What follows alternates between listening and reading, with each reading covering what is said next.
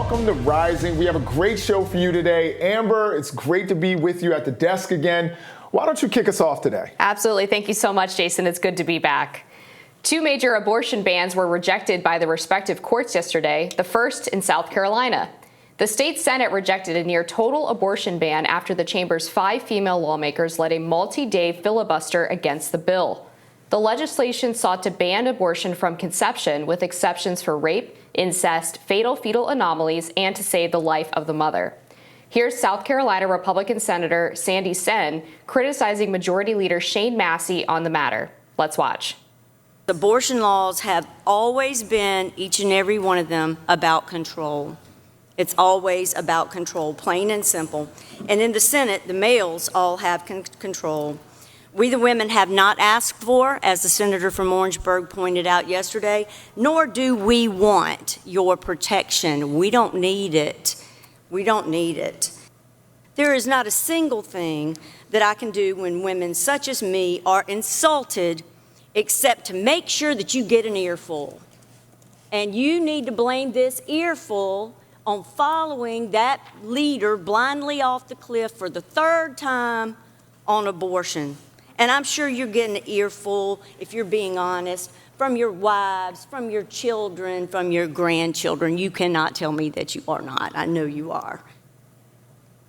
And in Nebraska, a 6-week abortion ban failed in the legislature after supporters of the ban fell 1 vote short of breaking a filibuster to enact the new law. The bill, which sought to ban abortion after cardiac activity is detected around 6 weeks of pregnancy, lost a crucial supporter when Republican State Senator Merv Reapy abstained from the vote.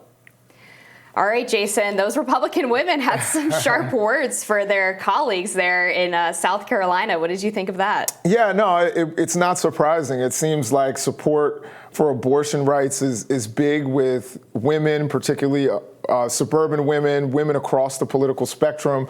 I think, honestly, if Republicans wanted to have success with this, they should at the very least start with a 15-week ban. I think that is where the mainstream of American society is. That's where young people are, and that's what put us in line with the rest of the industrialized world. So I think if they really wanted to be successful, that's where they should go. I think the 6-week bans, I think people see that as just a path towards a total ban on abortion. People see that as a way that it could put women's lives and health in jeopardy. And when abortion is up for a referendum, like we saw, I believe it was in Kansas, it fails, when you try to ban abortion.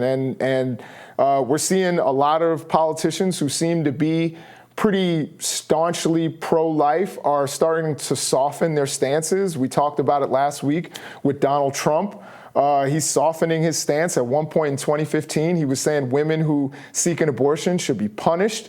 Now he's saying, it should go back to the states, let them decide.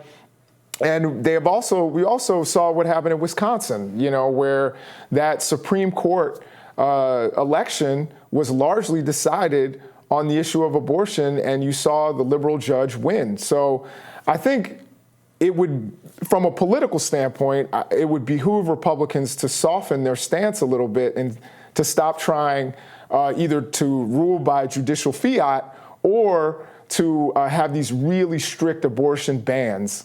I think that there's a question of principalism versus pragmatism, right? Mm-hmm. Where you have people who are very pro-life and would love to see a national ban on abortion. I consider myself in that camp, to be totally honest with you. I'm pro-life unapologetically.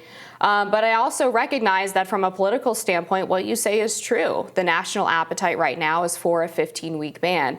And so I think we have to be careful to not make the perfect the enemy of the good. A 15-week ban would save a lot of lives. And if that's what we have the votes to do, then I think that's what Republicans should do. And maybe that changes the culture a little bit and people start to see, in my opinion, the evils of abortion, and maybe that makes people more likely to support a 6-week ban down the line. I totally hear what you're saying with the way that the politics are aligned on this issue right now. Pro-life support is not where it needs to be for the bills that are going on in these state legislatures. Yeah, it's just not going to work for them. And honestly, I think the argument against what you're saying is that, very much on that principle issue, I think people who support abortion rights will say that 15 weeks is an arbitrary date, it's not scientific. There's nothing scientific that's happening at 15 weeks where you make that decision. And right now, in most cases, it's around 20 weeks is when we decide that that's the point of viability, where you can live outside of the womb. And that should be the point when we ban abortion, when, a human being can live without its mother. And that's when we should consider it separate from its mother. I think still, as we said, from a political standpoint, most people know you are pregnant at 15 weeks. You may not know you're pregnant after 6 weeks. It's completely reasonable that someone may not be aware at 6 weeks of pregnancy that they are carrying a child or carrying an embryo at that point. So it's in many people's eyes, including a lot of women, some of whom have carried children, whether it's carrying it to term or not, have not known that they were pregnant after 6 weeks. So they see that as unreasonable. But I think 15 weeks, you pretty much know whether you are pregnant. And I think a lot of people see that as a reasonable compromise between the pro-life camp and people who support abortion rights.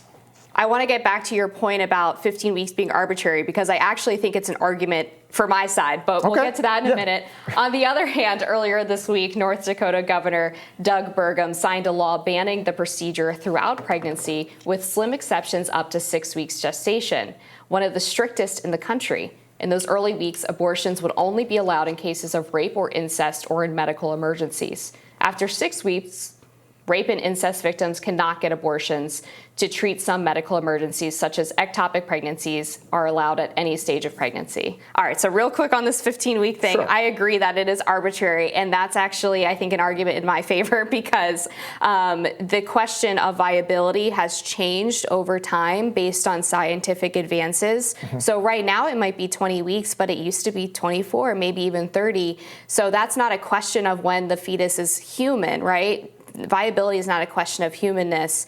Viability is a question of how good our medical system is at keeping babies alive outside of the womb. So I think you're going to see over time, as we progress with more medical advancements, by your standard, we would have to move an abortion ban earlier into pregnancy, because babies are going to be viable earlier and earlier throughout a woman's And I don't think there's anything wrong with revisiting the issue if there's some sort of change in medical science where you can revisit and say, hey, viability has changed. Maybe we should revisit this. We've been revisiting abortion and abortion rights for a very long time.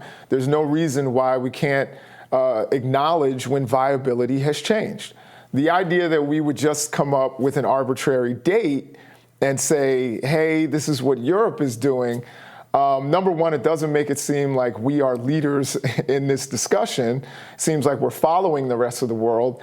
And I think we should have a scientific basis for when we make these kinds of decisions. But again, one of the things that I think is important in any discussion about abortion is that we have to acknowledge that both sides are coming in for a good faith discussion.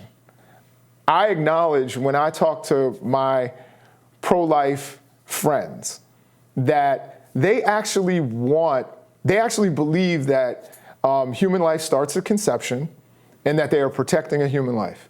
And I think one of the things that is done is oftentimes we demonize one another without actually listening to the other side and trying to understand that they're coming from a place of good faith. And so I think that's the first part of this discussion.